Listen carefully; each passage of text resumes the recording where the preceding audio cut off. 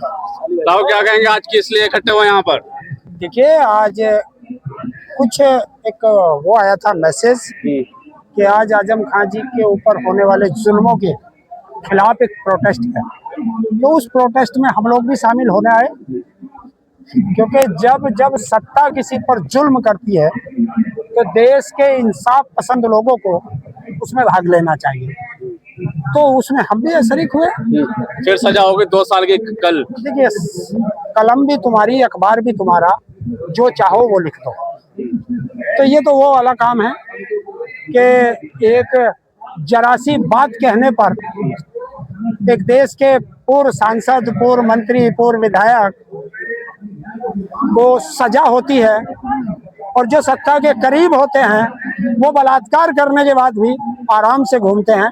यही फर्क होता है कि जो संविधान के 2 रूप बना दिए गए हैं, अमीरों के लिए और गरीबों के लिए। अरे ताऊ जी, जहाँ योगी जी बैठे हो वहाँ कैसे क्राइम हो सकता है?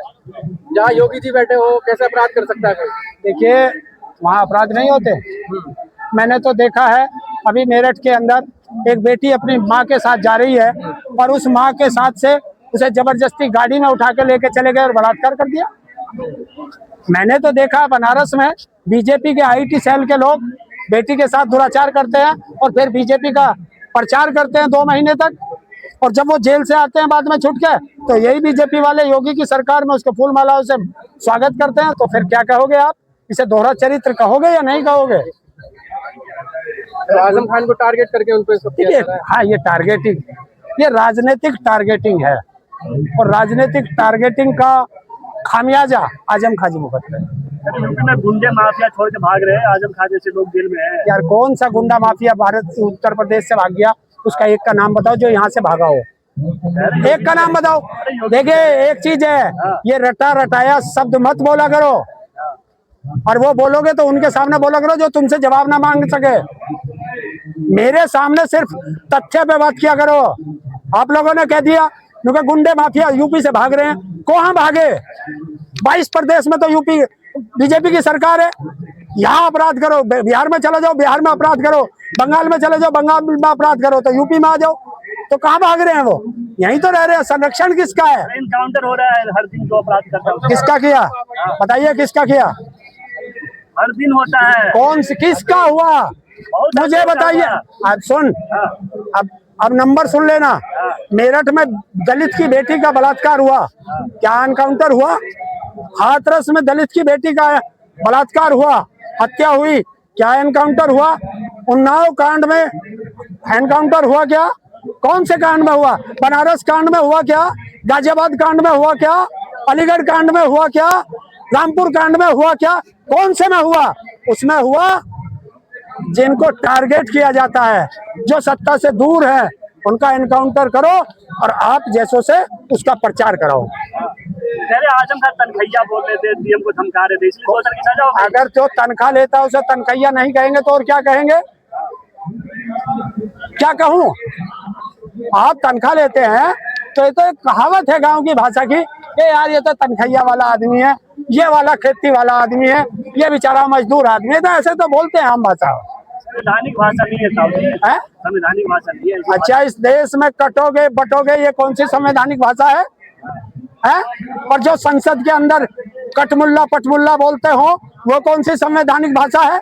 बता ना, बता, कौन सी संवैधानिक भाषा है?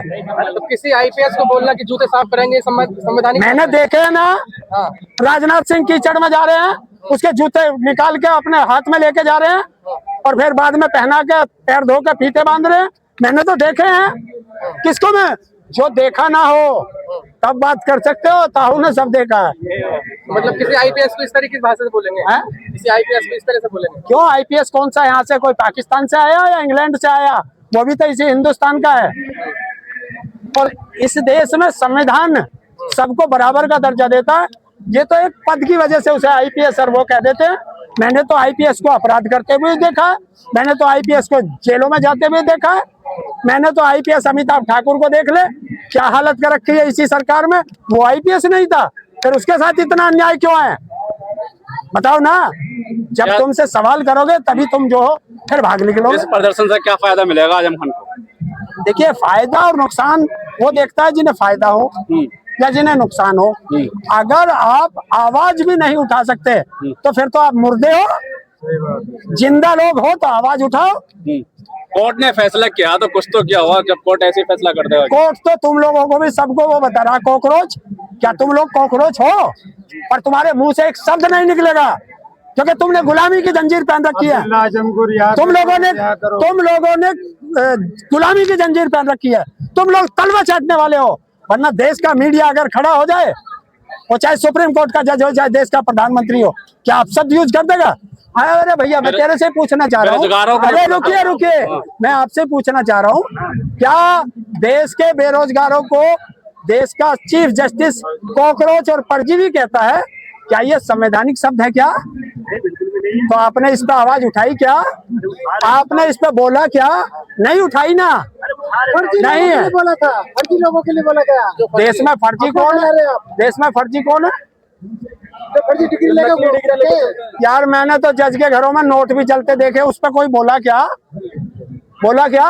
मैंने तो जजों को पैसे लेकर जमानत देते भी देखा क्या? देखा है? उन पे बोले क्या? देश के अंदर इतने जज बैठे हुए हैं, इनकी अकाउंटेबिलिटी तय है क्या? कि आप इतने तनख्वाह लेते हो, इतने सुविधाएं लेते हो, कितने मुकदमे फाइनल करते हो? देश में 5.5 करोड़ के करीब मुकदमे पेंडिंग है। क्यों है पेंडिंग? कभी इन जजों ने सरकार से कहा क्या कि ये इतने जज बढ़ा दिए जाएं? नहीं बढ़ा सकते क्योंकि सरकार नहीं बढ़ाना चाहती। अगर जिस दिन सरकार ने जजों की नियुक्ति पूरी कर दी और तुरंत न्याय मिलने लगा तो भारत की संसद और विधानसभाओं में बैठे हुए कि हर जेल के अंदर मिलेंगे। आप जैसे लोग तो परजीवी है, जो रोजगार नहीं है बोलना। देखिए पर तुम कौन हो? चलिए हम तो परजीवी हैं बोलने आ जाते हैं। अरे हम जिंदा कौम है और जिंदा कौम आवाज उठाती है। जिस दिन हमारी आवाज आप लोगों तक नहीं पहुंचे समझ लेना था उस दिन मर गया। लेकिन सबको एक ही में कर दिया सुप्रीम कोर्ट के जो जज थे उन्होंने कॉकरोच आप लोगों को भी बताया है। हम तो हैं, हमें तो देश का प्रधानमंत्री भी कहे, हमें तो यहाँ उनका जो दलाल मीडिया वो भी कहे, हम तो खालिस्तानी भी हैं, हम तो पाकिस्तानी भी हैं, हम तो टुकड़े टुकड़े गैंग भी हैं, हम तो मवाली भी हैं और भेड़िए भी हैं, दरिंदे भी हैं। और देश के प्रधानमंत्री ने हमें परजीवी कहा था, तो हम तो हैं। तो हम तो परजीवी का मतलब होता है खून पीने वाला। और जब सरकार हमारे ऊपर अत्याचार करेगी तो हम तो सरकार का खून पी लेंगे ही। सुप्रीम कोर्ट के मुख्य न्यायाधीश ने जो कॉकरोच वाला शब्द बोला है, लेकिन जब रोजगार मांगने के लिए युवा सड़कों पर उतरता है तो लाठीचार्ज होती है, उन पर डिटेन किया जाता है, तब कहाँ चले जाते हैं सीजीआई? ये तो आप बताओ, आपको भी तो कहा आप भी तो बेरोजगार हो। ये तो जवाब आप लोगों को देना चाहिए ना। तो करो मोर्चा शुरू उसके खिलाफ, क्यों नहीं करते? डरते हो है? अगर यही डर भगत सिंह के अंदर होता तो आज आप यहाँ खड़े हुए होते।